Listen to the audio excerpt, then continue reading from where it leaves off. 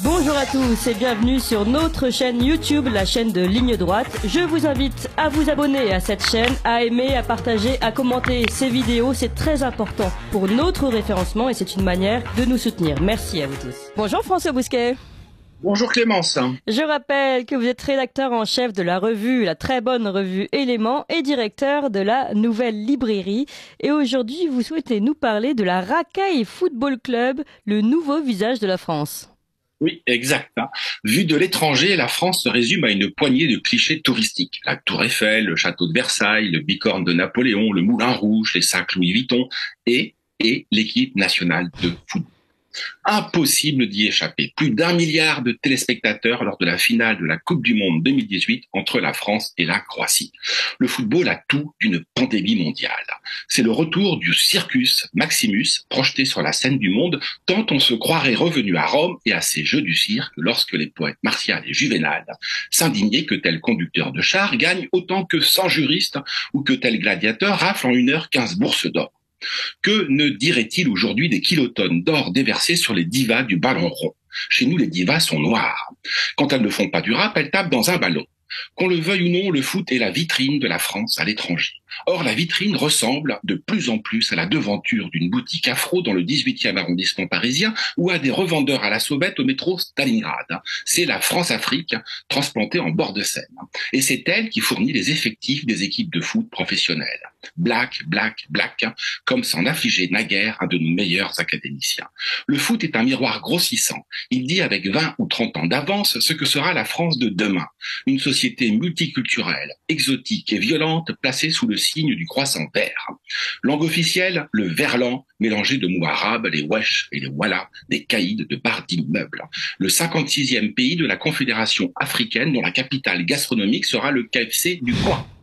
En 2011, Mediapart, officine de délation selon la taxinomie consacrée, osa parler de quotas discriminatoires officieux, au cœur de la direction technique nationale du football français, au prétexte que le sélectionneur national, le si mal nommé Laurent Blanc, s'était dit accablé par la surreprésentation de grands noirs costauds qui sautent haut, de rebeux techniques et de binationaux ingrats qui s'empressent de rejoindre la sélection de leur pays d'origine. Mais si discrimination il y a, n'en déplaise à Edwin Plenel, c'est à l'encontre des joueurs blancs qu'elle s'exerce. Le football a longtemps été l'ascenseur social le plus rapide pour les enfants des classes populaires. Il y a 1 siècle ou 2, ils entraient au petit séminaire. C'est l'histoire, au fond, de Julien Sorel. Mais il n'y a plus de séminaire. Le héros de Stendhal en est réduit à frapper à la porte des centres de formation qui restent obstinément fermés. 0 blanc, sinon pour se faire découper les jambes. La composition ethnique monochrome des dits centres de formation ne laisse planer aucun doute sur le sujet. En 2010, un doctorant s'était amusé à calculer la proportion de joueurs noirs parmi les effectifs des clubs professionnels français.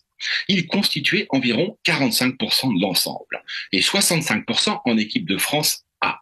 En 10 ans, la proportion s'est nettement accrue. Lors du dernier match de la France contre le Danemark, le 25 septembre dernier, le 11 titulaire comportait plus de 70% de joueurs de couleur. Et plus de 80% à la fin du match. C'est la norme désormais.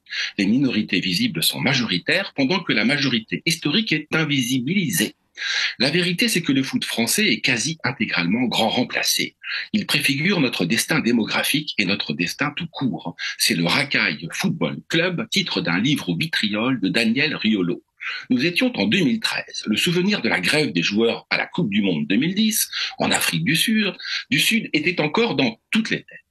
Alors que Nelson Mandela et Frédéric de Klerk venaient d'abolir l'apartheid, Franck Ribéry, Bilal Youssouf Mohamed de son état civil islamique complet, Franck Ribéry donc se préparait à restaurer l'apartheid dans le vestiaire de l'équipe de France en persécutant le cifalo Johan Gourcuff, un jambon-beurre breton sans saveur, j'en conviens, mais un jambon-beurre tout de même. Ribéry n'a certes pas été le dernier blanc sélectionné en équipe de France, mais il appartient indiscutablement à la famille des Homo Racaillus. Il en a même inauguré le modèle halal, la charia de la Caïra, entre une partie de jambes en l'air avec Zaya et un pèlerinage à la Mecque. Depuis, on n'a pas fait mieux. Il faut dire qu'on ne retrouvera pas de sitôt une pareille dentition chevaline, le Fernandel du Nord, l'humour en moins, la bêtise en plus, affligé d'une balafre de pirate qui fait de lui le clone déglingué de Tony Montana, dit Scarface, le balafré.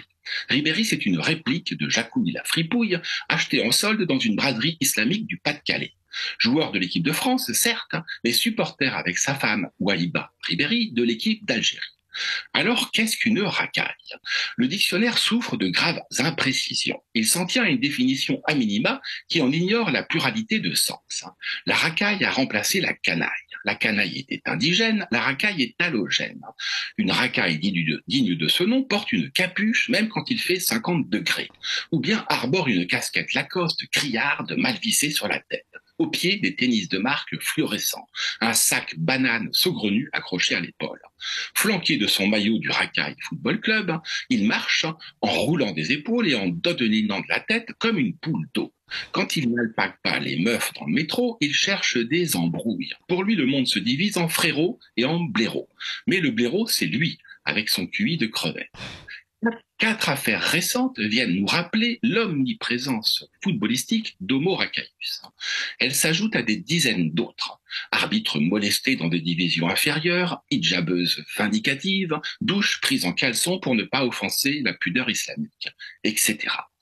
La première de ces 4 affaires, étonnamment sous-médiatisée en France, du moins, pas en Pologne, concerne les Bleuets, réservoir de la grande équipe de France. Le 25 septembre dernier, à Limoges, les Bleuets, près de 90% de joueurs issus de la diversité, tout de même, perdaient lamentablement contre la Pologne après l'arrêt du match sur décision de l'arbitre suite à la 4e exclusion d'un joueur français qui, après avoir sauvagement cisaillé un joueur polonais, a cru bon de devoir terminer le travail en apothéose en lui assénant un coup de boule. Les Bleuets, c'est l'entrée de gamme de la racaille et son armée de réserve. La seconde affaire est aussi symptomatique. Elle met en scène des BBC, ou BBC en anglais. Et je laisse à chacun le soin d'aller voir la signification de l'acronyme sur Internet. Des BBC et des WAG. Les WAG, en bon français, ce sont les épouses ou les petites amies des joueurs professionnels qui ont la fesse un peu légère. Je ne sais pas si les 7 jeunes filles que Benjamin Mendy, champion du monde 2018, qui évolue à Manchester City, ou aurait violé, appartiennent à cette catégorie. Mais lui, c'est la racaille en mode serial violeur. La 3e affaire est une variante france-africaine du crépage de chignon. Le 4 novembre dernier, la joueuse du PSG, Keira Amraoui, internationale française comme son nom ne l'indique pas, était victime d'une violente agression à coups de barre de fer par 2 hommes cagoulés. La commanditaire présumée serait Aminata Diallo, l'une de ses coéquipières et rivales au PSG et en équipe de France, sur fond de jalousie et de diablerie anti-blanc. L'agent de Diallo disant vouloir découper, c'est lui qui parle, les racailles de Bactou qui comptent l'encadrement du PSG. Elle, c'est la racaille en souillon hargneuse. La 4e affaire, c'est l'inénarrable feuilleton à rebondissement des frères Pogba, Paul le Vaudou et Mathias le Voyou, tous 2 convertis à l'islam. Le second, aujourd'hui en détention provisoire, accuse le premier d'avoir payé un sorcier, je dis bien un sorcier, pour marabouter Kylian Mbappé. Un chantage fort peu fraternel à plusieurs millions d'euros. Eux, c'est le modèle familial de la racaille. Alors les mauvaises langues feront valoir qu'on a dénombré dans ces affaires aucun mort, à la différence du drame survenu dans un stade indonésien. C'est vrai. Mais ce n'est pas moins vrai que c'est un autre drame qui se joue chez nous, celui des invasions barbares, prélude à la chute de l'Empire romain d'Occident, et le foot en est l'avant-garde. Merci beaucoup François Bousquet. J'ai une question. Ce doctorant qui s'était amusé à calculer la proportion des joueurs noirs parmi les effectifs des clubs professionnels de français, est-ce qu'il a fini son doctorat? Oui. Il a fait son doctorat, c'est parce qu'à la fin, c'est pour dire qu'il y a des stéréotypes physiques qu'on impose aux noirs et aux blancs et que ces stéréotypes sont un pur fantasme. Ah d'accord, ok, c'est dans ce sens-là. Merci beaucoup en tout cas François Bousquet. Je rappelle que vous êtes rédacteur en chef de la revue Éléments et directeur de la Nouvelle Librairie. Vous appréciez cette émission? Alors aidez Radio Courtoisie à en produire d'autres en indépendance totale.